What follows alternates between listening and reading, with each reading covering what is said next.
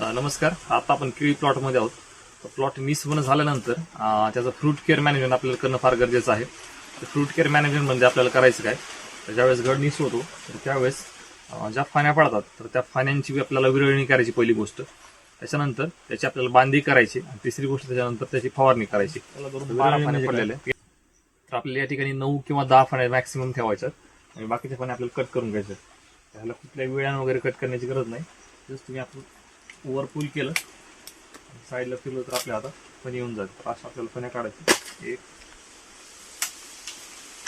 2 3 आणि ज्या काही वरती कचरा असेल तो आपल्याला काढून टाकायचा. अशा रीतीने आता झाडावरती 1 2 3 4 5 6 7 8 आणि 9 फण्या राहिलेल्या आणि शेवटी जो थंब राहिला तो थंब राहिला आणि हे अंतर आपल्याला कमी कमी 5-6 इंच ठेवायचं.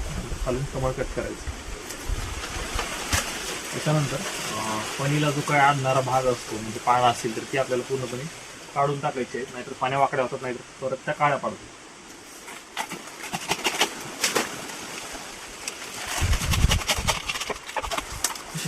करायची गरज नाही, परंतु फणीला पानं फार घासत असेल तर अशी पानं आपल्याला काढावीच लागते.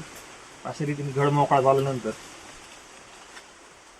त्याला आपल्याला झाडाला परत रिवर्स बांधायचे, जेणेकरून पूर्ण जे काही झाडाचं वजन असेल ते झाडावरती न पडता एका बाजूला पडेल. या पद्धतीने आपल्याला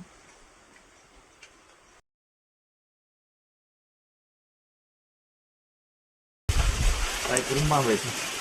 तर अशा पद्धतीने आपण झाडाची क्लिनिंग करू शकतो. दुसरी गोष्ट, झाडावरती छोटे छोट्याला स्पॉट येतात, त्यासाठी आपण स्प्रेइंग पण घेणं गरजेचं आहे. तर याच्यासाठी BI सुरुवातीला आपण करतो, पण या ठिकाणी आपण BI केलं नाही, बड इंजेक्शन केलेलं नाही. तर या अवस्थेमध्ये आपण कॉन्फिडॉर किंवा मग टाटा मिडाक्लोप्रिड याची आपल्याला स्प्रे करायची गरज आहे. 8 मिली प्रति 15 लिटर पंपासाठी आपण घेऊन याची फवारणी केली तर त्याच्यावरती स्पॉट नंतर येणार नाहीत, परंतु आलेले स्पॉट जाणार नाही. दुसरी गोष्ट, आपण या झाडावरती असलेली फुलं पण या ठिकाणी काढू शकतो.